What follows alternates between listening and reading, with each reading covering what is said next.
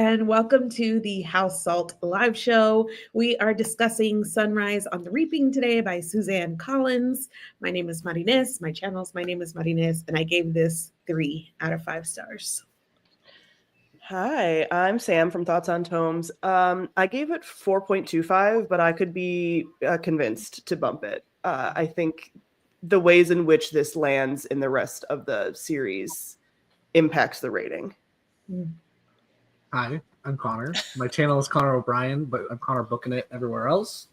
I just finished this, so I'm very fresh in my feelings about it, like an hour ago. So right now it's sitting at like a 4, maybe a 4.5. I was very pleasantly surprised. Hi, I'm Paige from Minimal Bookie, and this is a solid 4.5 for me. There's no ifs, ands, or buts. Had a fantastic time reading it. I'm Kayla from K-Stories on TikTok, and I can't rate this without some bias. So I don't really rate books anymore, but I love this book, so that's all I'll say. I'm Jordan from the Jordan Journals. I also finished this book. I was 5 minutes late because I was finishing the book. And I really enjoyed this reading experience in comparison to others. So I would say like 4, upper 4, like somewhere in that range. I really enjoyed it.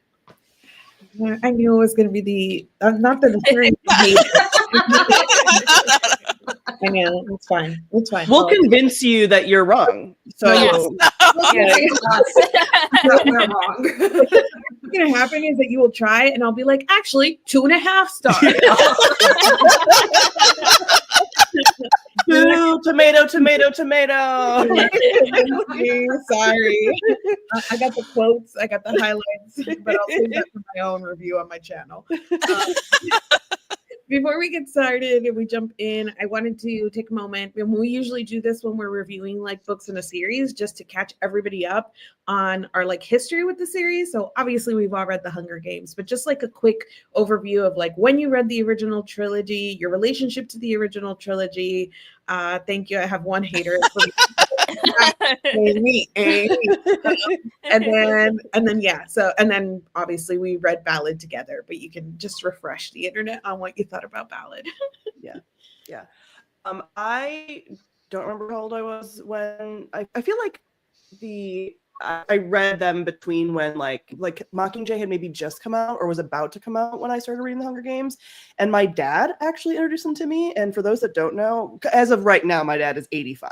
So he had to have been like, I don't know, 60, 70 something when these first came out, because I don't remember exactly when they came out. So the fact that he was like, hey, these are great, you should read them. And then I just like blasted through them. And yeah, have been a big fan of the books, big fan of the movies. Catching Fire lands on top always. So good. And yes, I've enjoyed it. And yes, we all hated Ballad of Songbirds and Snakes. And I stand by that. I do understand that there's some connections now that what she's doing with the prequels and blah, blah, blah, blah, blah. And it's kind of its importance. There was a line about boiled cabbage in this book, and I don't know if anyone else picked up on it. But I saw it and I was like, Suzanne.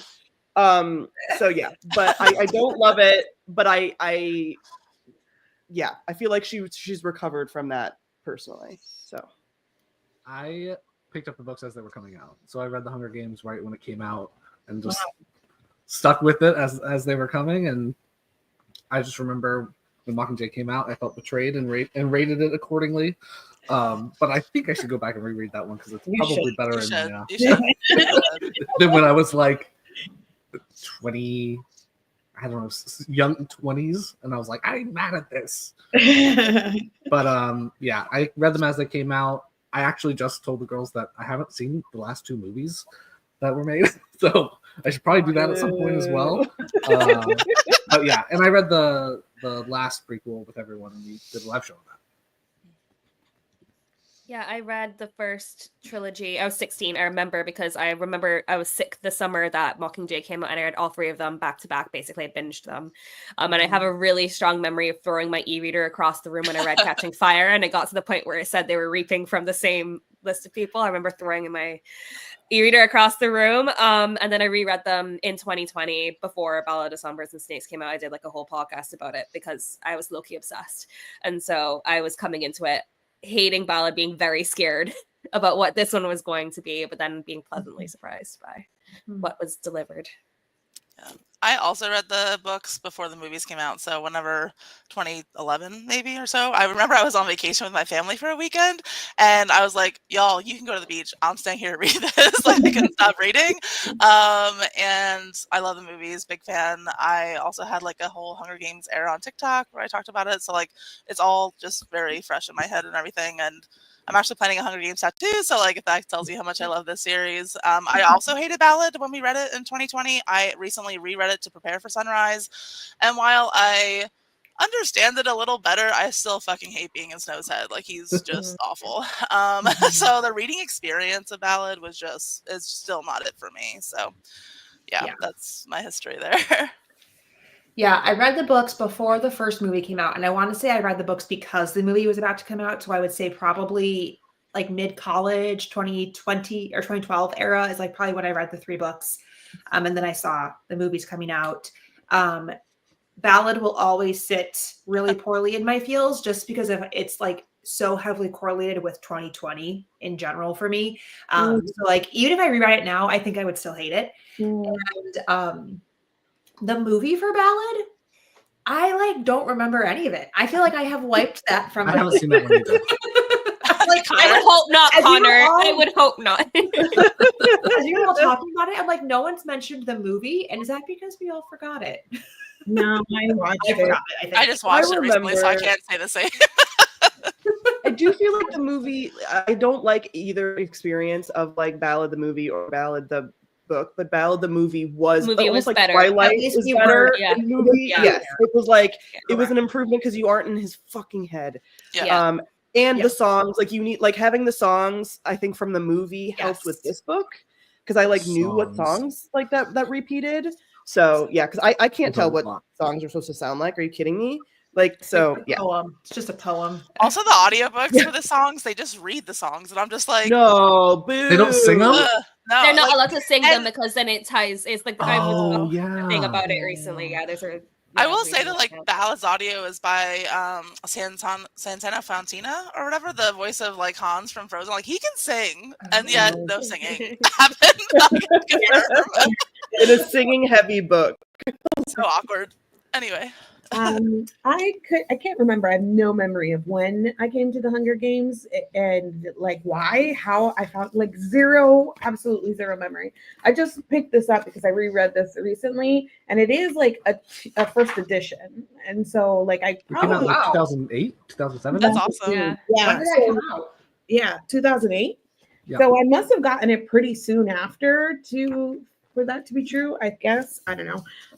But I had read all of them by the time the movies were coming out. Very big, and I like did midnight releases for the movies. Like I was Yep. Yeah. very Yeah. into the discourse at that time, right? That's like early-ish Twitter days. So I was like very in it at that time as well in terms of that. So love the Hunger Games. Have reread them in my elder years, and I stand by them. I stand by them. These are good books. Hated Ballad. And I think that by comparison, Sunrise trips over that bar in a way that is convincing people that it's better than it actually is. Fair. But it is a very big improvement on what Ballad did. So, all right. Somebody else has said that, and I was thinking, like, did I really? Is this really so much better, like to the Yes. Hunger Games level, or is it just the bar was so low that it feels? I don't think it's as good as the original know. trilogy, No. but it was No. so much better than It's Ballad. not good. I'm It's just not like- as good as the original trilogy, but we do need to say it is significantly better than Ballad. Like I will, Yeah. no Yeah, argument about that. Yes. 1 star for Ballad, 3 stars for Sunrise. Yes. Yes. My ladies.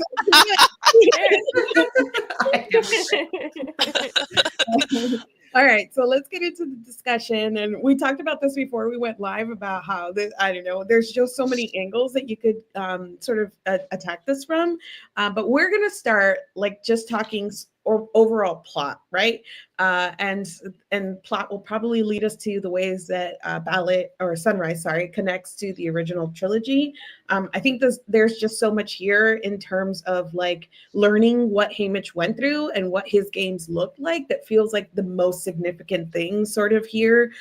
So that's why I kind of wanted to start there. So, that's a very wide open thing, but what do you guys think about the plot, leading up the reaping, leading up to the games, and the games, thoughts and feelings?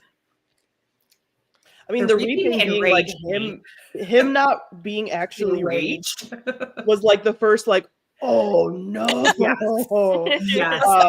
Yes. That was the thing where it started to kind of be like, okay, this is going to be a book about like propaganda and who's writing the narrative and like all of that very clearly, which is also like, I think something that's been happening in sort of the zeitgeist of the Hunger Games fandom about like how much are these things rigged. Like people have been talking about that for a while, of like theories about like, are the reapings actually rigged? Do they go off in the way that we think that they do, whatever? And I think that something that's cool about this book and the reframing of some things is that it's like, oh, we haven't had a reliable narrator at all. Like, because Katniss doesn't actually know what's going on all the time.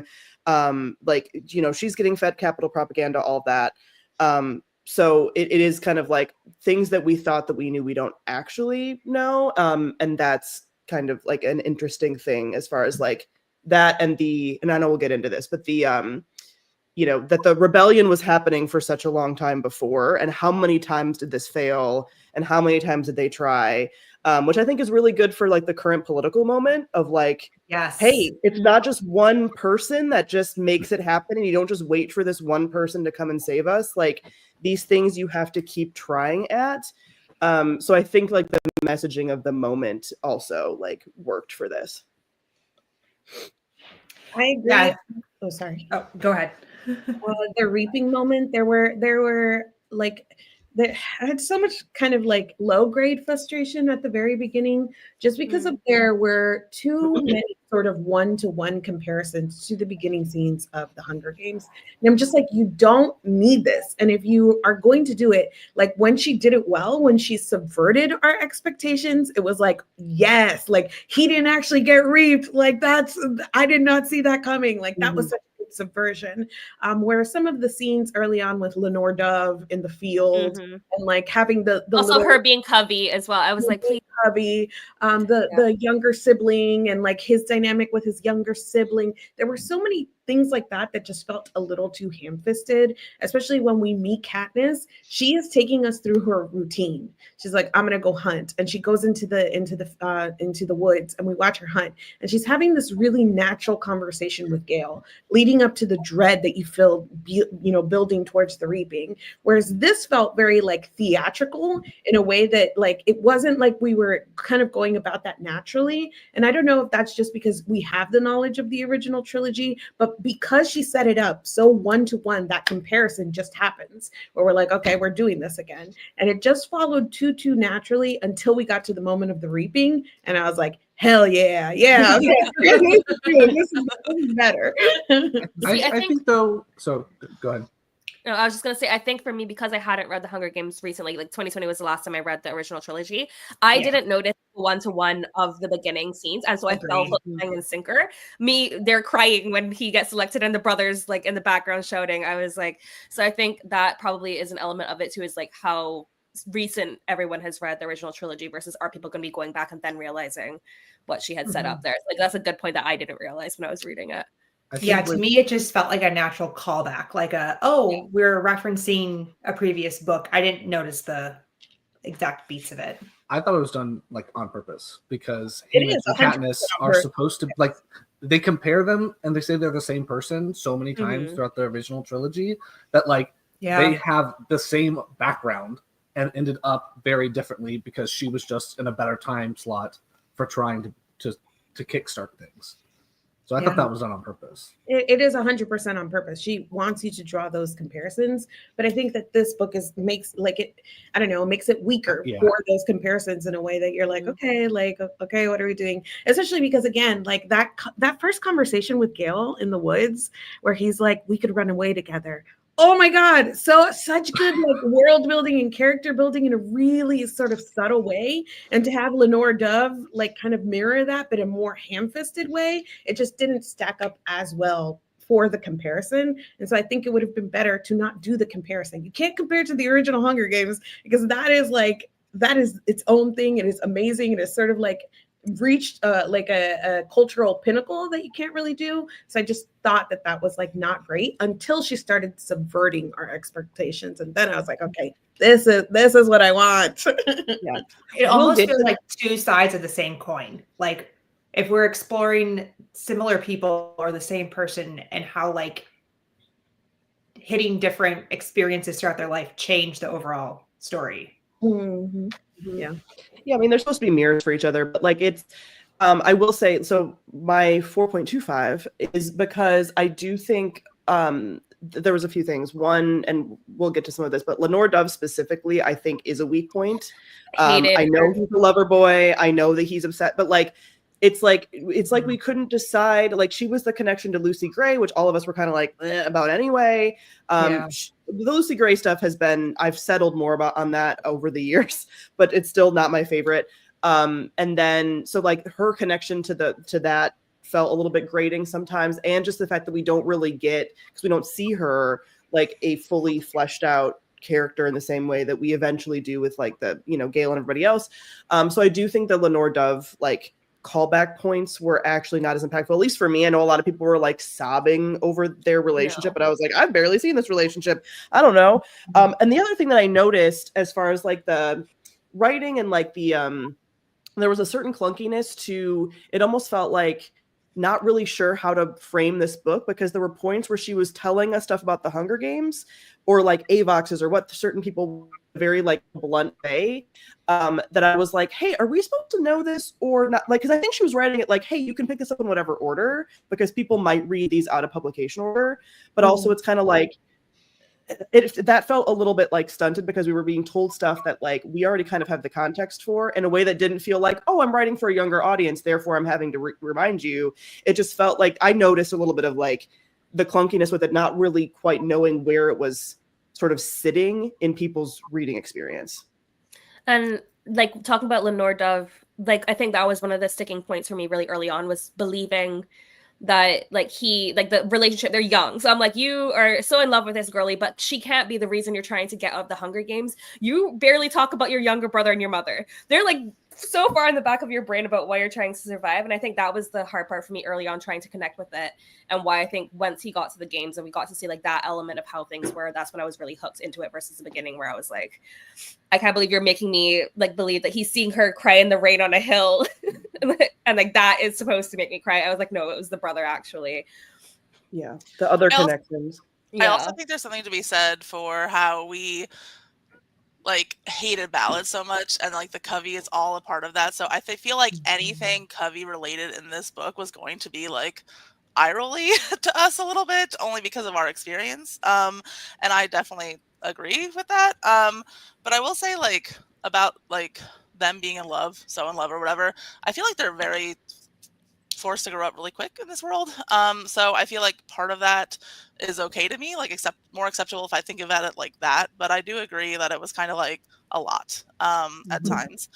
But I don't know. That's just my two guess cents my- there. The like strength of the love, because yeah, I agree that this is such a gritty world that it's like easy to believe that people attach themselves in this way, and the life expectancy is so short. And so there is something really like believable about like these two people found each other, especially when it's like banging us over the head about the Everdeens in the background, right? About these people from different lives that have found each other, and that's eventually going to give us Katniss. So it's like understandable. But I think that again, it was the building of it, right? It tried to give us those moments with his birthday and them meeting up, but it spent so much time sort of yapping at us and like giving us like her political views and like reminding us of things about the world, that it didn't feel fully integrated to like actually see them like happy and in love or whatever. And then again, a lot of it was just telling us through the songs, like, oh, because this song means this. And so like had it focused a little bit more on actually showing us the relationship, and for us to be like,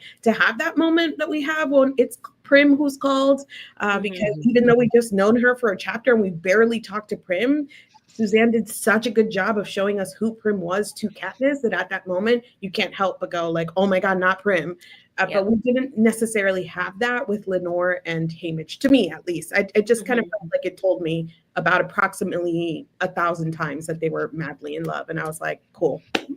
I also was really overwhelmed by all the lore drops in chapter 1 alone. Like I've like all the callbacks and all the lore drops. We learn Katniss's parents' names for the first time. Like all of that stuff was just so overwhelming. And then like all of a sudden, boom, he's not even reaped. And it just, that whole chapter was very whiplashy to me. And going back to what Sam said about like what this means for the trilogy or whatever, the fact that this, like the way this plot recontextualizes everything that happens in Catching Fire, to me, Catching Fire is probably my favorite Hunger Games book, I think. And like, I don't know, I just want to reread it knowing all that we know. Like, for example, people who haven't read the trilogy in a while, like Annie's game's flooded.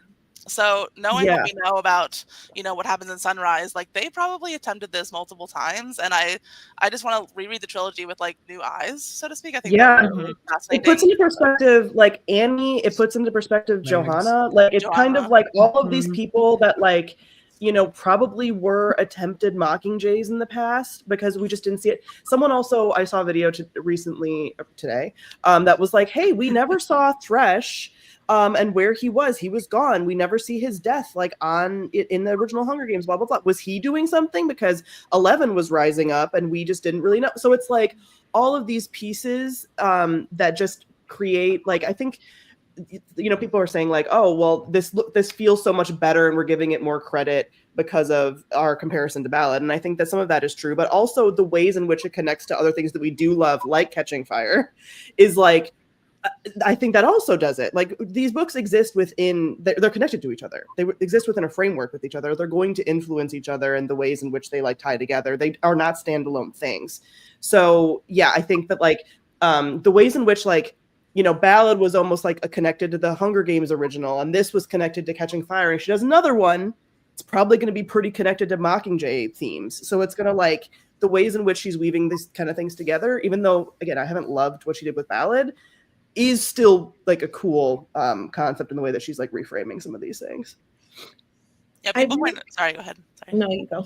Sorry, just real quick, sorry. Yeah, going off of what Sam said, people pointed out that like the Ballad and Hunger Games were like focused on a Hunger Games, and then the second one was focused on a Quell, and then the third book might be focused on more of a rebellion type of thing. I want it to be a Plutarch Give us book District so 13. Yeah, I want a Plutarch book. Like Tigress would be good to me. But anyway, we'll get there. We'll get there. Going back to like the plot.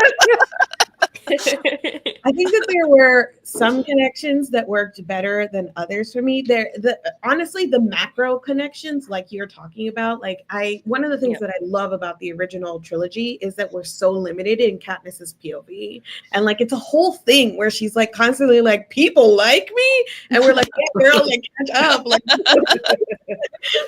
Because her point of view is so limited. So I love what this says, like macro, about like points of view, and like how even we as readers have been fed a version of events, right? Of like the games that we don't truly know. Haymitch's games specifically. Yeah. Yes. We don't truly know what's happening in these games, and how many people like have gone to their death and have done so with some form of rebellion, right? Or with like, I love the idea of like, what do you want, right? That's not winning, because you're probably not going to win. And they all get to say like, I want to die with dignity. I want to protect, you know, whatever it was. Like, I love that.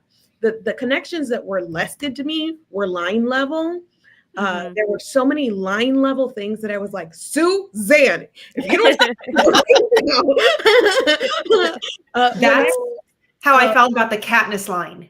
The Katniss, you hit a backpack in a Katniss. There's a Katniss line in this. There's a Katniss. Yeah, they're sitting. And in I was Katniss. like, "Are you kidding me?" When they hide their packs in the Katniss. I like those things. I think they're just stupid and funny. I think they're neat. The other things that bother me is just like the least bad one to me. I nearly checked my book when he looks up at Snow and he's like, one day someone's gonna knock you off your high horse. And I was like, oh, bro. And there was another, and he, like, I knew that this was gonna be human inspired, but the line that was like, don't implicit submission, Haymitch Abernathy. I was like, this is too much on a line level. Like, you don't know, Suzanne. This isn't you. This isn't you. I do think that there's some of a little bit of that, which I don't think that it's necessarily like the best choice to do. I think some of this is being impacted by people's fucking awful media literacy and her being like, hey, I see a lot She of was like, I thirst can't traps of trust snow." you. Yeah, she's like, I'm seeing so many thirst traps of snow, and it's time for me to spell it out. Like, she's like, y'all are stupid. So I think some of it is a little of that. But do I need to forgive that? No. But however, I do think that there's a little bit of this, like, hey, the ways, and or even like, who knows behind the scenes? What do we not know about our own capital? About like the editing process and stuff, about like, you know, spelling it out and really dumbing things down. Like people have been talking about that just generally in the book zeitgeist, right? Of how books are being edited and written. Yeah. So some of this is like attached to our own cultural stuff of what's currently happening. But yeah, there were certain moments like that and we'll get to this, but like I have very conflicting feelings about how many people that did pop up from past things that I'm torn about. Because what I think someone, Gracie mentioned in the chat that it felt like some of this, like it bothers me because I don't think any of this was planned when Catching Fire was written. And so this cheapens the impact of what Katniss and the Rebels did. I don't think it cheapens the impact. I think it makes it make sense a little bit of why the specific people were chosen, where it was like before it felt more random. It works both ways, where when you read the original trilogy, you were like, yes, of course, these people were chosen for a reason that we don't fully understand. But now you know some context. Was the context necessary? No. Do I appreciate the context? I was shouting every time a new character came on to Maureen. Yes. I was texting her just names with exclamation marks. Truly. Like I wasn't expecting that many. And in some ways it can feel very like sort of ham-fisted, but also it like, I think there was enough room in the original trilogy that it does kind of make some sense. And I think that there were elements of like, I think she knew more about Haymitch's games. You know, she probably had like a lore Bible that everyone has for a series. And so I think that there were some of these main points that she did know. And then was like, oh, there's things to expand over the years. She's had more things that have connected. But some of these main points of like potentially like the ways in which, you know, maybe he was trying to sabotage, that there's more rebels involved, whatever. Especially because the way that people are kind of talking about the movies, these little things that kind of connect back to this book now. It's like, did she tell some things like to Woody Harrelson of just like, hey, these little main things that she has had in her head that just were not necessarily important for the first series that have been floating around. So I don't think all this came out of nowhere, but I do think that there's some of it that feels like a little over the top because it's like, oh, all of these people were interconnected. And I even had the thought of like, he didn't mention at all these people before, you know, like that's the thing, but she left just enough, like there was just enough room that she could make it happen. But it is there that those things were a little bit like, the fact that none of these people were mentioned before, it's just, this is the prequel trap, right? Like she did this choice now that rewrote things. And, but I do think that the fact that the rebellion's been happening a long time, that makes sense and is good. So. And I do think that it kind of backs you into a corner, because if you're only 25 years out from the original series. So if you don't, insert those people, they're going to be like, well, where are all of these famous people that we know from the original series? What are they doing? Why aren't they involved in this? And I think so, like either way, it would have done something. I think that like you had to mention people, especially in District 12. Like the fact that he knows the Aberdeen's, duh. Like that did not bother me. Like the fact that they are connected did not bother me. It's the prequel trap, really, is because when you add backwards context, now I have questions about why this was never mentioned before, ever. And even like little things, like Wyrus gives Haymitch a little rhyme of what to do to get in the games, and it's like, look for water, fight or fly, whatever. He would not pass that on to the people he was mentoring at all. Like, I guess you can justify that, I guess, but now you've opened that little like question for me that feels adjacent to a plot hole because you've done backwards context. So it's not that these people wouldn't be connected. Of course they would be. Like, I understand that, but it's the prequel trap of like, okay, then how do you explain that? Like, this never came up ever. We never heard it. And you can't really explain it. You just have to kind of accept it and go with it, which, I'm less willing to do. I also think this book really nailed home the point for me that Effie is just the worst. Book Effie is Book Effie is the fucking worst part of my language. But literally, Elizabeth Banks did so much heavy lifting for her character. Like movie Effie and Book Effie are like No. Very different. The fact that Effie, now that we know that Effie was involved for 25 years, knew Haymitch before he was like a drunk and disassociated with everything, and she still is so capital, like, no. Like she's the aunt that will always vote for Trump. That's all I'm gonna say. Yes. She's But just, at the like, end, when she was indoctrinated. like, "But we need the games," I was Oh like, my "That's God. when I see you." Like, Even Haymitch is like, and Yeah. we're not listening to her. Yeah. We're It's walking like- away. It's just like heartbreaking to me a little bit, like not on the like a sad level, but like ugh, just so frustrating. But yeah, I think, and so like so many people in my comments have been like, I really want an Effie book to see how she No. changes. No, She doesn't She change. doesn't. I know. I was like, she doesn't change. I'm like, she doesn't change. Show me the receipts in the book where she changes. Yeah. Like, show me the It will receipts. be another ballad book where Yeah, you're sitting in your head no. going, why are we doing this? Because we don't know who this person is. Like, Yeah. 25 years? No. Like, Yeah.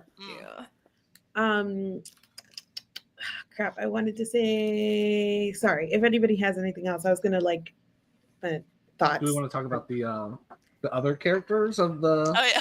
District I 12? was gonna say like like Beatty Amber. and Wirus and Amber. Beatty's child. And Wirus was like the biggest, like Mags and Wirus together were like the big oh my god, shock for me that really fell out of my chair. hit me. Especially like seeing them the way they are when they're younger was like the stark Yes. contrast of those two, and then wondering what happens and seeing the beginnings of what happens at the end, where you see that they've been punished for what they did originally, and how many times would they have had to have been punished from that point to reach where they are when we meet them in the original trilogy. Wires And the fact that they put Beatty's child in the Don't arena, even. so, And then but the fact that that's never mentioned in the original trilogy is kind of wild. That like he had a whole ass like he apparently has another kid on the way. Well, no, probably not. That kid probably died. That's like true, that. probably did. But then why was Like it never his mentioned? that he pregnant also wife lost his probably wife? didn't make it through that when she saw the It honestly, skeleton of her it baby. honestly makes sense No, why that's he was fair. so like That's fair. weapons oriented in District 13, like why he was so like him and Gail were like planning all of that stuff regardless of innocence or whatever. Like he was Yeah, probably he's like, fuck everyone. Yeah, Yeah. like fuck Mhm. this. So yeah, But again, the Amber as scene, a I don't know about different you guys, but like the Amber scene literally like reminded me of the Rue's death scene, like in the movie. Like I heard the movie score in my head as it was happening. I'm like, well, this is exactly how it's going to go down in the adaptation. Like, I'm just That curious was how they're kinda going like to the film it. mud- Is my thing. yeah, I don't know. Yeah. I'm sure we'll get like a cutaway to BT, like I'm Yeah. assuming, to tone Yeah. down the violence so it's PG-13 or whatever. But the fact that the Mutts were also like programmed to just target these individuals and not Yeah, hate that men was- or whatever. That's what I was commenting on that because I was doing a vlog for this book too, and that was like the moment where I felt like, oh, this is the Capitol arranging who they want to Yeah. die in what order and picking and choosing which tributes they want to further in the games. And I was like, that is twisted. Also to punish Haymitch, like it was all to punish Haymitch, I guess. Yeah. Like so they weren't targeting him that he had to suffer or whatever. Even when Snow fed him bread and milk for 2 weeks so he wouldn't take a gumdrop, I'm assuming. Is that what happened there? I don't If know. he would but survive gumdrop if He would took survive the some. gunshot if he took one. Yeah. I just Mhm. yeah, it's a lot. It's a I process. I think that we see that is like an example of like a good callback because we see some of this in Katniss's games too, like when she's hanging out in a tree and they start a fire Yeah. to like move her Yeah. towards the other. Yeah. So we get the sense that right the game makers are doing this, they're manipulating or whatnot. I did think that this book was so much more violent in showing us like the violence towards these children, and so many Agreed. more of these kids were younger, whereas like in Katniss's games there were like a few small ones or whatever, but it felt like we had so much more focus on like violence against like very explicitly described child bodies in this, and I was like, oh, okay. Yeah. It's because of those damn thirst traps. Listen, everyone made those thirst traps to come live, and she was like, I need to show you that this man kills kids. Okay, Like, well, that is what When it he is. was, I know like how you all feel about the Covey, whatever, but when he was like talking to Haymitch, detailing the Covey like in this most like disgusting way, and like my skin was just crawling when Haymitch is when he said something like, you know, your girl has big plans, but they don't include you at all. I'm like, dude, you are like 50 years out from your Let it go. relationship with, like, Here. what the fuck? Like The man is spiraling about a situationship he had when he was a teenager. Like it's truly Situationship. crazy. the whole thing about like the media literacy I think is so funny because I mean what's it called, Ballad was not subtle and people, and that's when people And start. people still, And yeah. that's when people started thirsting. It opens up with him being like, "Poor people smell bad." Still thirsty after. Yeah. So I don't agree that this is like a response to that at all, because she was not. She was even less nuanced in Ballad. So I just don't feel like the things that were wrong here were at all a response. And I also don't want to read books that are written for the media illiterate amongst us. Like, I don't find that a fun time personally, you know? No. I mean, I don't want to do it either, but I do think that that's impacting like the overall publishing industry and like the dumbing down of things. Like the amount of kids, like I think everyone's like, oh, Ampert was kind of rude. There were so many rues in this situation that All I the think that doves. almost like, that I think that almost The became to the detriment of, again, if you're going to create a symbol, like it kind of was showing how like the Rue Katniss situation was so like symbolic, and the game makers like kind of played into that because of Seneca Crane wanting entertainment a little bit more than he wasn't really going for punishment in the same way that maybe these game makers were.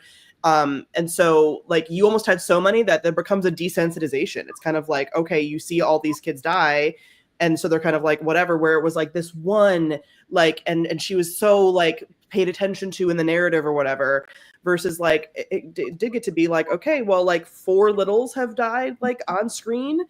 You just kind of start to go like, yeah, and they were going to like it's sort of that you kind of see how like the Capitol also would care less because they're just like used to It's also like they don't have, like, by the time we see them in the original trilogy, it's like this is reality TV. They have a plot that they want to make, they have a storyline that they want to follow, but in this one it still sort of feels like they're controlling the games in the same way, but they don't have the storyline element of it down. So it's very much the way they show the games.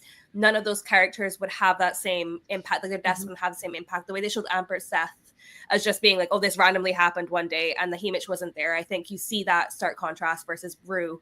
You see the flowers being put, like everyone sees that in theory. We don't know for sure. I can't remember if that's shown in the end when she does like the montage at the end, or if that was, we just saw it because we were seeing. I think that's the whole thing too, is like Seneca Crane like wasn't again, some time had passed, they were feeling that. Yeah, they were feeling more safe, I think, as the Capitol at that point. They probably ended so many rebellions. That they were like, it's fine, we're good.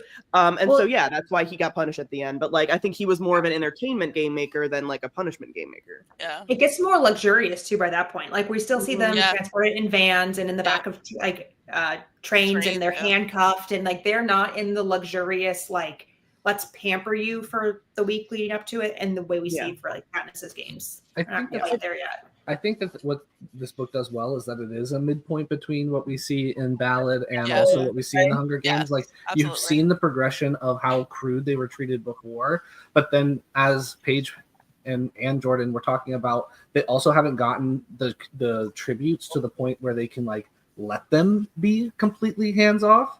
So like in Katniss's Hunger Games, they would start fires, forcing people towards each other, and so they were better at manipulating the contestants to do what they wanted. And this one, I felt like there was a lot more like, oh, you did this bad thing, dead.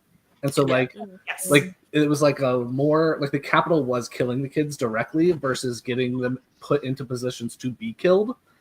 Yeah, if that makes sense. To do it I think that they did a good job in this doing that, like having this be like solidly in the middle. Bridging the gap. I agree. That was exactly what I was going to say, that it did feel like it's not a true midpoint. We're closer to Katniss's games than we are from Lucy Gray's games, but it does feel like a logical sort of progression to where we are. And one of the like not so like knocked over my head messages that I could take away from this, like I think that is a little bit subtler, is that idea of like how exposure sort of like, you know, what that does to you, that we do get to Katniss's games and it's all this luxury and there are these stories and these elaborate plots, right? Because the longer that it keeps going, right, the more deadened people become to like the reality, and the more lore they have to pull from to like continue to make stories. When that's also because like during this game, Haymitch really learned that like, they are going to like punish you directly for everything that you do out of place.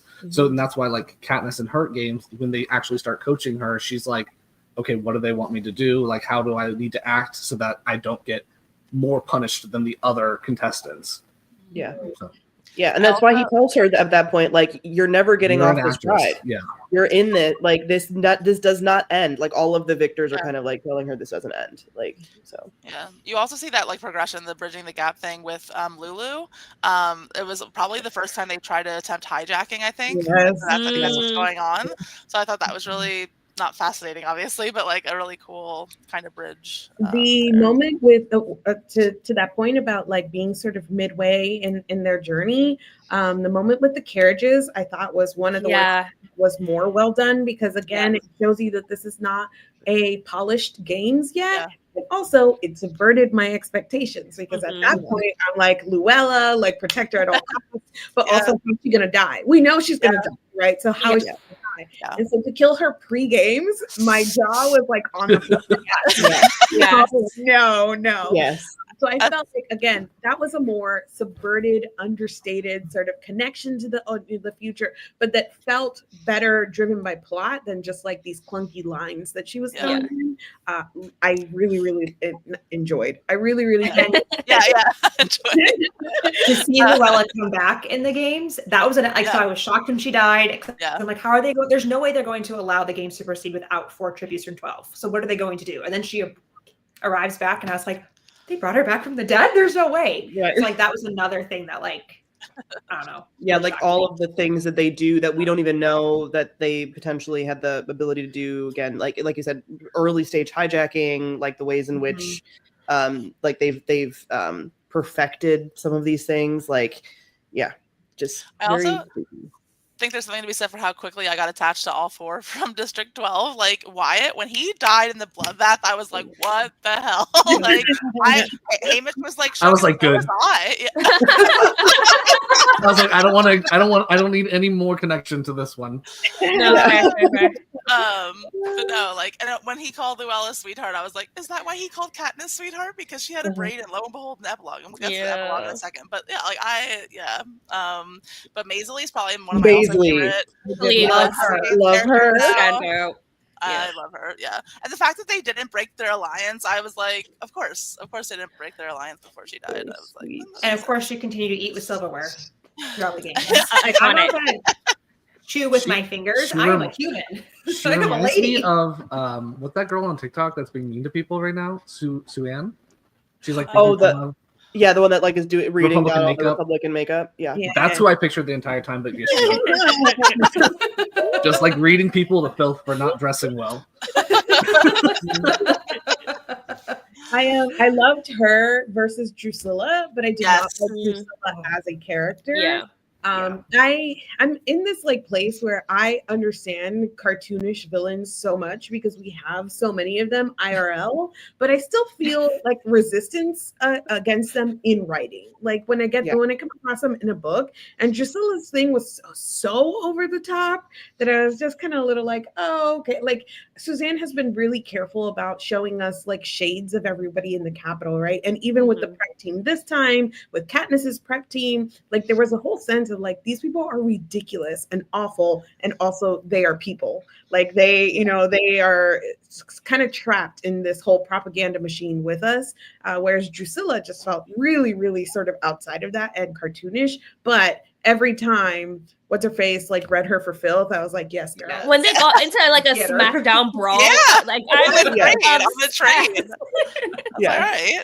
Yeah. Also, the funny little connection where like she's actually married but separated from the guy that like the guy that she yes, I was like, that is so silly rich people problems. Like that is so funny actually. So like that part was fine, but yeah, her as a character was just kind of like, okay, yeah.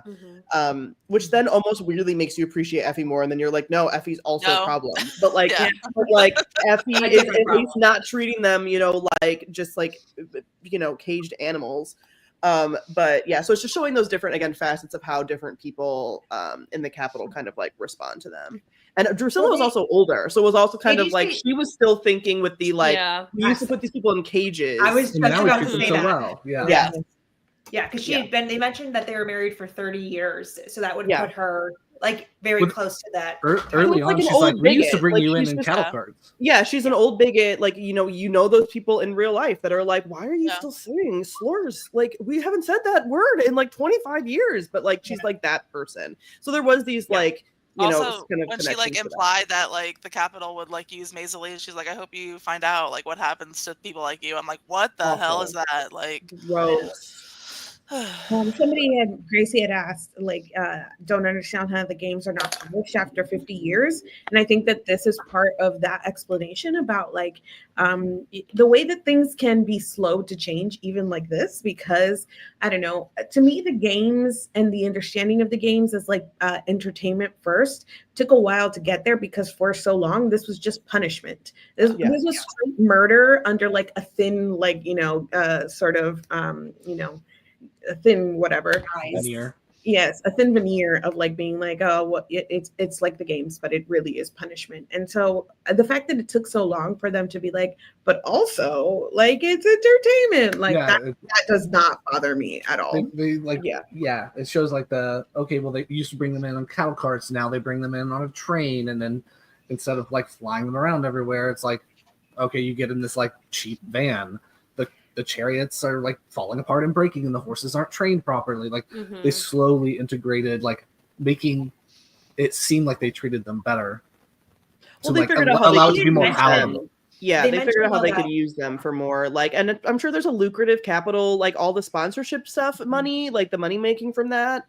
And they figured out how to use getting it. richer and richer. They're getting more and more resources, right? They're getting further away from the rebellion that like really sort of affected everybody, which we see back in Ballad, as much as I hate to, like that they're back at Ballad. You're still seeing like, especially for Snow, how his family has not recovered.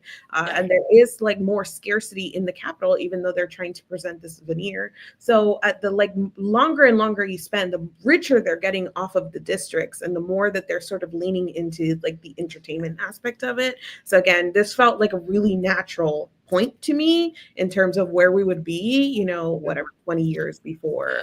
And I think a lot of those things were started by Snow in the last book. Like he introduced the gambling, he introduced the drones.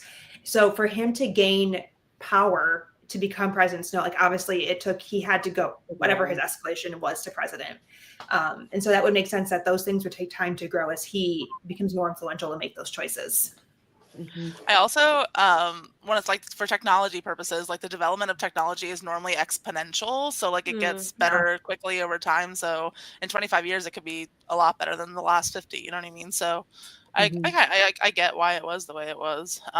Speaking of like bridging the gap, though, can we talk about how it was Gaul that coined the phrase "May the odds be ever in your favor"? I was like, of course.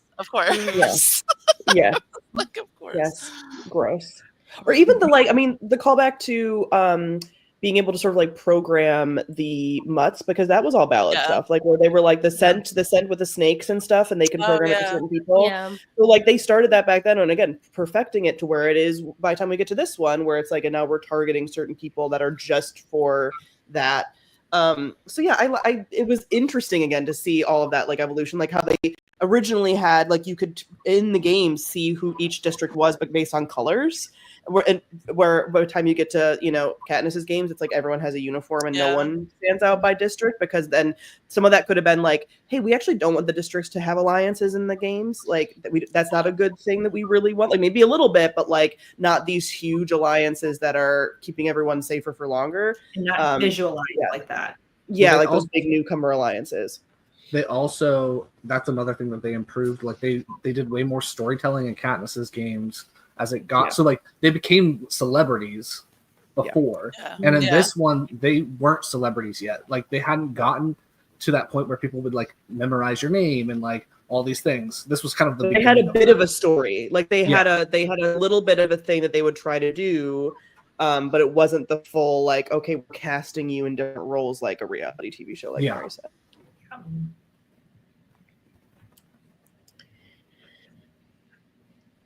Denari looks like she's we haven't really talked about Maisily yet, though. Who? Maisily? The sassy one. We kind of did, but we didn't really talk about like her in the context of the we talked to her a little. Oh, Mhm. Would you like to share? No, I don't know. No. Well, I just thought it was interesting. Like, so I thought it was interesting that like you don't like her at first because she's such a mean person, but then like by the end you like realize that like she's not as horrible as she like, you know, like she's horrible to horrible people, really. And then I liked think- the part where she said that nobody has any choices, because even though her choices weren't as bad as like Haymitch's, she still didn't have free choices, and she was going to be in this candy shop forever. So like I felt like that kind of humanized her a little bit, and I liked that.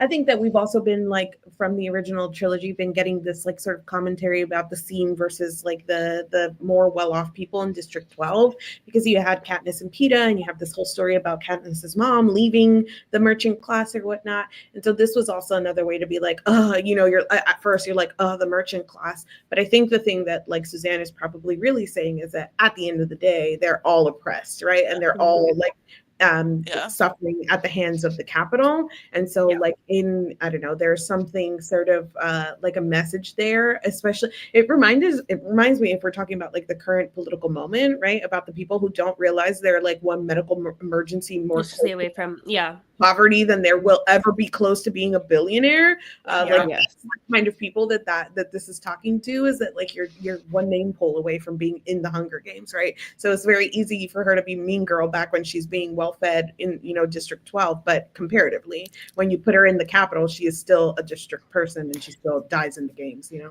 And it also sort of shows like they give those people a little bit more money as a form of oppression, like continuing the oppression within the districts themselves in a way so that they wouldn't, like there's always going to be a division within the districts if some people are more well off than others. And I really appreciated the way like she always, like how smart she was sometimes compared to Haymitch, where she was like, we have to be seen as humans in this situations. They can't see us as animals. That's why she eats with like the utensils. I liked that element that Suzanne brought in with that character as well. Because isn't that something Haymitch passes on to Katniss, is like make sure they see you as human? Yeah. I mean, it's kind of like that whole running thing too of like, don't let them use you, you know, for like, don't let them put you into their plot necessarily. Like what Peeta says about, don't let them see like, your struggles. Like I don't want them the to goodbye like, with his family. Yeah. So like that kind of continuing theme. Like also, can we discuss Luella, like the Lulu Luella of it all, and her being potentially from District 11, meaning she would potentially be a Black girl in potentially a white girl's body for the games? Because when someone pointed that out in a TikTok, I was horrified by the idea, because I hadn't even like registered it, but I thought about it for a half second, and then I was like, I don't know how that would work. Is everyone from District 11 Black, or is it? We don't know for sure, but like in the original trilogy, it very much was. And so was Rue and what was his name? Everyone in 12 is not really supposed to be white. Like that's supposed to be like very mixed race, you know. And the Covey is like also implied to be like potentially sort of like traveler / like Romani traveler / like native, like a little bit.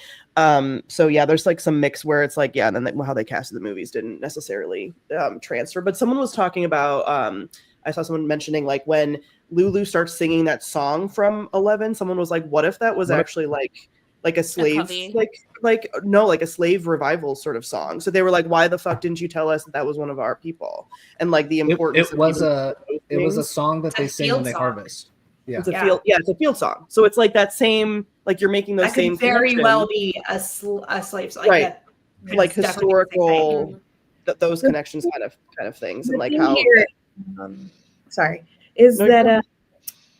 Like all of this is going to have to say supposition, because Suzanne has like never been clear about race in her world, and she has made it clear that she has no interest in being clear about race in her world. So like we can make these connections, but she hasn't said anything explicitly. I think that's part of the reason the Covey bothers me so much, is because you're like again dancing around what exactly District 12 is, right? Are they Appalachian? Are they what is happening here? And she's like made it clear that she's just not going to tell us. So you know, like I don't. Because I don't think it was done on purpose. Like if that was the case of like it was a Black girl and a white, I don't think she did that like making a point. I was just like, oh, if you did that, that is still kind of fucked up on a different level. By I didn't think they like, used her body. I thought they manipulated the girl's Another body to manipulate look somebody like else's body. her. They Yes. injected her face with like. You yeah, can but tell that's what I it's mean. not Like, if her. they chose another girl, like if that person was then Oh changed yeah. to look You're like right. Luella, You're right, that's you're the right. issue. Yeah. It was just like I never thought about that from that because, like you said, like Suzanne is not very clear about any of this stuff. We're just surmising, but it was when someone brought it up that I was like, oh, if that is the case, that's really fucked up of Suzanne to have done in that book. Yeah. And it would have to have been like very targeted to do that, like that person specifically, because why wouldn't you just change like a little white girl? Like why would you go through the process, you know? Yeah. Was she okay? So when she died, Lulu, when she died, was she like stuffed her face into flowers that she either knew she was allergic to? No, they were poisonous. No, yeah, they were flowers. poisonous. I thought he was saying they were like some sort of like healing flower. They are, but like it was, the whole arena. The water was poisoned.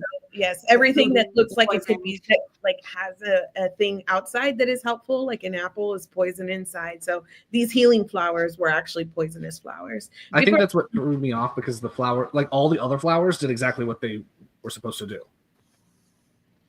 People are saying that they assumed that Luella and Lulu were both black. And honestly, I would hope that was the case. Do you think that the air was poisoned in some way or like manipulated in some way?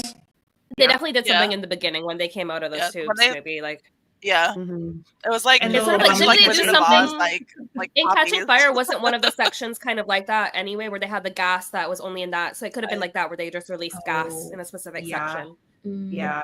I noticed that every time he covered his face, though, his thoughts started being clearer. Mm-hmm. And then when he would take it the off, whole the whole arena is like just like beautiful, like poisonous, like paradise, landscape. but poison. Yeah. But now, like again, connecting it back to Catching Fire and that like kind of clock thing, there's now more connections from this book. How like those different segments were probably all a specific hellscape for each victor that they were punishing.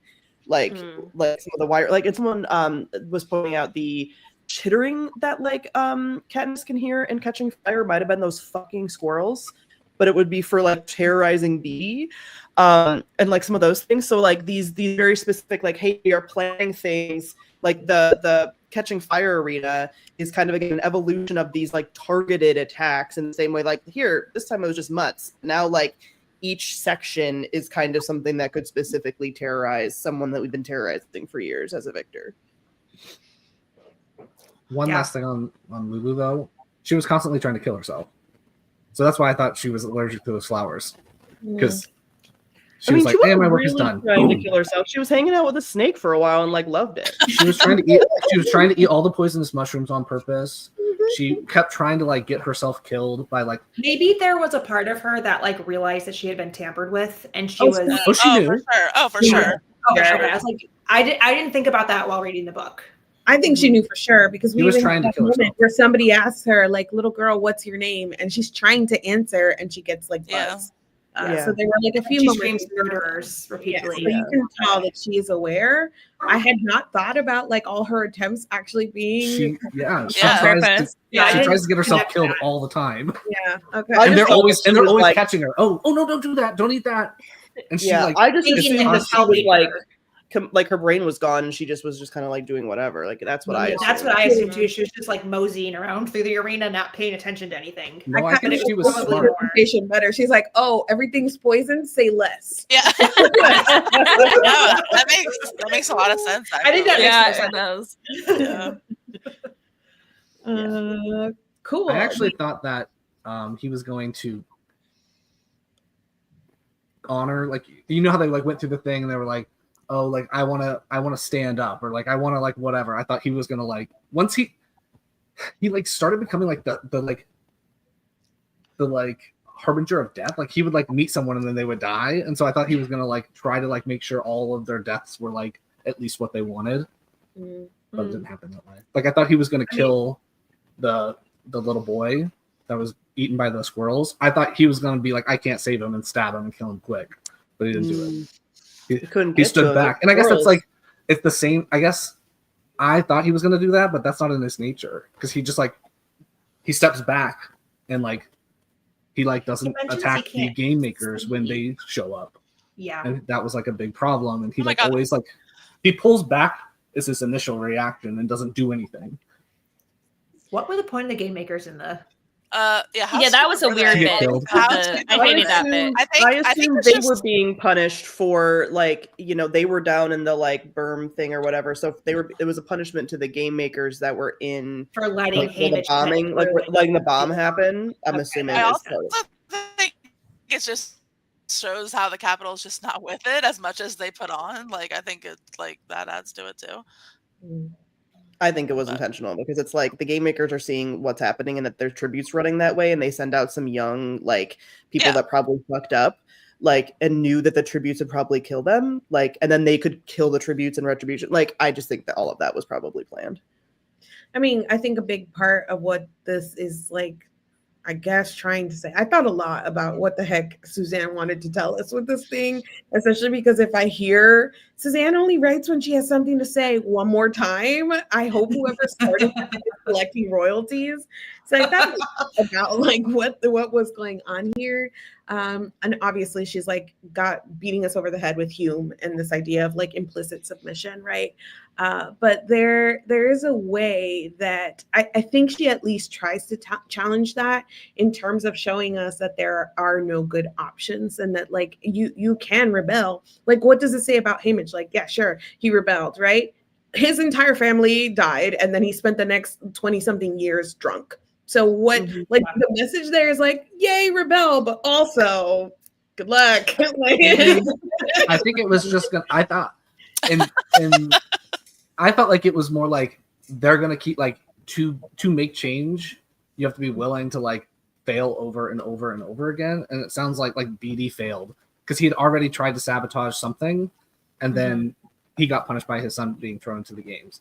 And then Haymitch tries, he fails, so then his family gets killed. And like all these people just like keep trying, and it just so happens that Katniss is the one that works. Is successful. Because, I thought that I thought that was like her whole thing was like it wasn't a chosen one. no, It just she just happened to be the person. accidentally. Yeah. And so I think It happened to work out that year. Yeah. This really shows that like they've done it over and over again, and she's not. And it also shows that because they kept doing it, they figured out the right thing to do. They learned Right. things. It like maybe like, well, that's how you knew to blow up the arena from above instead of below, maybe for once to try it the opposite way. And this book, I think, puts it back into the fact that like Katniss is kind of the one that it just happens to work. She's not a chosen one. Where I felt after reading Ballad, I'm like, this feels like we're saying she's the chosen one. She's not just a random person. I felt like this kind of recorrected that. Let's make sure that It's like, oh, people did not like that. I need to retract. We just watched the movies. The central theme of your original trilogy. If you're telling me that there's like this many connections between Snow and Katniss, like the whole thing is that she's not. There's no one special. She could be anyone. And all of Ballad made just like all of these things where she was like, no, but she's special and she means something to Snow. And I was like, no, please. No. Yeah, we just watched the movies this past weekend, and like after the Hunger Games, Lauren, my sister, was like, "Do you think like Haymitch called Plutarch up and he's like, yo, I think we have her. I think we have the person. Like, we gotta go. I think we should try again." How do we feel about Plutarch in because we haven't really touched on. No, we I haven't love talked about him. Plutarch of it I all. continue to love him. He's my favorite. Yeah. He's the Varys of the Hunger Games world. I'm obsessed with him. He's like Obsessed not a with that good. comparison. Yeah, he's Totally not a is. good dude.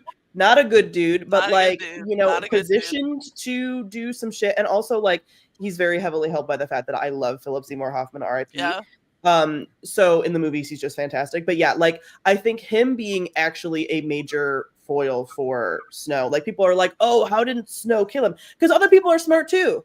Plutarch's smart too. Like it's not like Snow is infallible. And so I think having Plutarch there as the symbol of like this man has been fighting against him insidiously for years.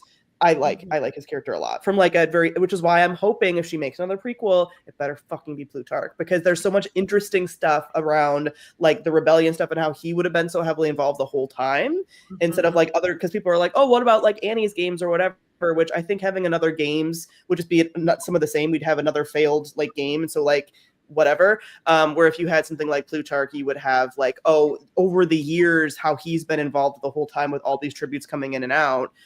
You would get a lot more sort of backstory of rebellion. I feel like it would tie kind of everything together to have him have a point of view. I think it would be hard to do though, because it would have to be like, because he's so far every character has been 16. Yeah. So yeah, it would be a very different formula for the book. Yes. Unless she does a young version of him. I think I would read it. I would read it, but I feel like I don't need anything else. I don't need anything else. Yeah, but if she was gonna do like a 3 and 3, like, you know, to like kind of like tie it up all pretty, that would make more sense. I say give us a rando from District 13. Okay, that's what I want. Some rando from District 13. There was no like, we didn't follow like any kids in District 13, did we really? No, give us the tea. What the fuck were they doing all those years back there? Let me know. That's what I want. Hiding underground. One of my biggest wishes for like Sunrise was to see Tigress, and we did not get her at all with all of the cameos and characters that we got. And at first I was like, is Cat Ears Tigress? And then I was like, there's no way she would feed Haymitch shrimp through a cage like that. I mean, that's just my opinion. But I was like, okay, that theory's out. But like, I would like to know how we got from point A to point Z. Like that, I would like to know. And I think she was supposed to be like a stylist. Katniss remembers her being a stylist. Like, so I don't know. We didn't get her. It's fine. I agree with Paige though. I would take a book from a 13. teenager in District 13, because then you could also do the juxtaposition of like, as people are trickling into the district from other places and like having to like realize the truth. Like we watched Real Time Haymitch rewatched the games, and they changed everything about it. And as I was like reading that part, all I could think about wasn't it PETA who like did a ton of research on past game winners? And like had a huge confrontation with Haymitch about how he was like horrible in the games and like was a horrible person and like didn't care about his fellow contestants. And then like, so I think having the perspective of someone young that is taught the actual history and then having them have outside to like of the machine. It'd be interesting. Speaking of watching the games, that part had me so shook, because I was like, not only is like Panem getting like fed this propaganda, but we were also fed this propaganda in Catching Fire when PETA got us on the train watching it. And we believed we ate that up. I was like, oh man, this guy sucks. to Rachel in the chat, to their point, like they said, do we really need an Annie book? No offense. No, we got the fanfic for that. I think that the thing that is sort of like brilliant about like the overall like, I don't know, mechanics of the games is that these are books that imply or implicate you as a reader as you are reading them. Like we become also the capital. We're consuming this. And in a way that like, I remember when I was reading Ballad thinking the best part of that was the games. And I was like, oh no, I'm a bad person too. And like, but again, like it read so quickly when we were in the games this time. And so I think people also like, why would you want an Annie book, or why would you want any other book is just to be in the games again, in a way that again, it's just this like cycle of being like, I am the capital. So I don't know. I find that so smart about like the premise of it all. Rose had a comment in the chat. I thought it was interesting because Plutarch is like the only one that has like access to a lot of physical media. I think that's really interesting because it is incredibly easy to take all those filmed sections, edit them out, and change them and make Haymitch look horrible, when the physical media of it would, like, if they actually had recordings or like they had books that were, you know, set in stone, it's harder to go back and change the story when it's physical and you don't possess it. I love the Plutarch's dig at AI. I was like, okay. The AI thing was funny. It was like a one-off line where I was like, and he was like, oh, we almost destroyed each other, but we don't use AI. you do all this other horrible shit, but AI is beyond We us. draw the line at We AI. draw the It's line at fine. AI. Murdering children, fine. No AI for us. All of those thoughts came from our own brain. AI did not help us. Yeah. It's very funny. It's like no chat GPT here. I'm so sorry. The epilogue. I want us to talk about how you felt about that little Katniss. It wasn't really even a Camelot or Camelot. Cameo. Epilogue. It was just like him at the end of his story being like, and here's where I am now. So how did you feel about it overall? He has peace. It was just when he said that he has a family now, like I was just like, I don't know. It is really sweet to be like, Katniss, we haven't had a line from you in so many years. Like it was a little bit like, just seeing someone that you haven't seen in a long time, which was kind of sweet to be like, oh, like he's, they are together also, and like not everyone died. No. You love. I'm sorry, I missed it. Oh no, I love PETA. So like when PETA was like, he's just like love you or whatever, I was just like. My boy with the bread. I really like the epilogue too. There's been a lot of talk online too about like fan service versus not fan service, and I don't know. My thoughts are a little like complicated around that, but like this epilogue, that felt a little fan servicey to me, but also I am a fan and I was serviced, so I loved it. Had he not done that, there would be another complaint of a different variety. Yeah. But I said in a recent TikTok, I was like, I don't care if they have to pay them $100 million. I would love all of them. Jennifer Lawrence back. Yeah, they all need to. They all need to. Yeah, or like Josh, Woody for sure. Woody for sure should be in the movie, in my opinion. Well, also, I feel like it kind of explains why we would get this book at all. Like he was not going to tell the story, but because they've asked and like want him to say it. I mean, it's kind of like, oh, okay. I get it. Yeah, like actually share the true story of what happened versus it being like, all of the propaganda, like unraveling the propaganda. Yeah. Gabby's comment chat about it being when you see the framing of the book being because he was telling the stories. That was the bit that got me from the epilogue. Otherwise, I was like, oh, it's a little bit cheesy. But then when you got to that bit, I was like, okay, you sold me back. You rolled me back. Also, like, it makes me really sad that like he might be dead like really soon after the trilogy because he said like his liver shot and blah blah blah. And I'm like, what do you mean? Like, he hung on long enough to fulfill his promise. Fulfill his promise. To that late, the sun's no longer rising on a reaping anymore. Stop. Happy birthday, Hamish. I know. Happy birthday. I thought that was really nice. Yeah. Full circle. Yes. Yeah. On the 4th of July.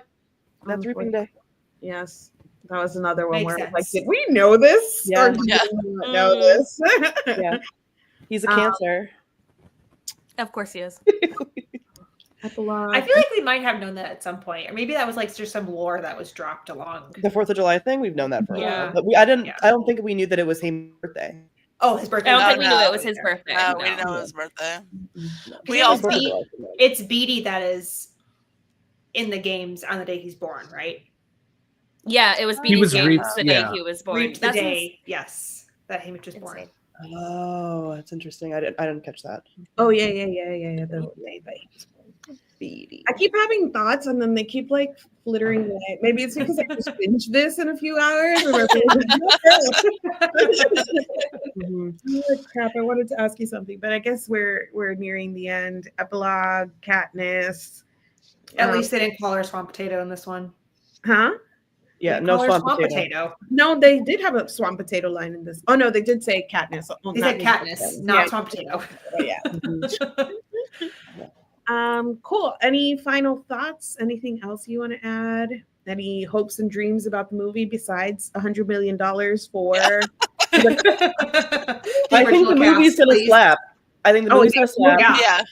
Like slap. Yeah, my butt will be in The theater yeah. seat. I'm going to handwrite like a list of lines for them to not put into the screenplay. For them to mail it off. And then tag somebody online. Do Are not not include these. allowed.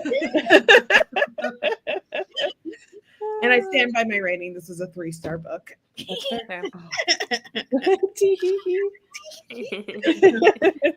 Cool. If nobody else has any more questions in the chat or any more from you guys, what's our book for next month? I have it.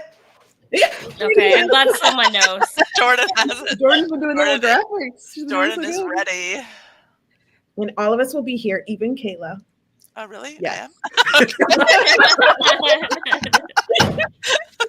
Kayla's bought the reading books. again. I went to Barnes and Noble and I bought the books together. Oh, So so I like Kayla. I went shopping for the first time, but this is Oh, yeah. Wild Dark Store. I like that we get close. Yeah, we're all like, what? It's not that long. It's Oh, not. wow. Okay. It's like a I've been mystery. hearing like really good reviews. Yeah. I have no idea what this is about, but A woman washes on shore of an island. okay. That's all I Perfect. know. Okay. Tea. Hunger Gamesy. Cool. All right. So we will see you guys at the beginning of next month for this month's live show. And thanks so much for hanging out with us. And bye. Bye. Bye.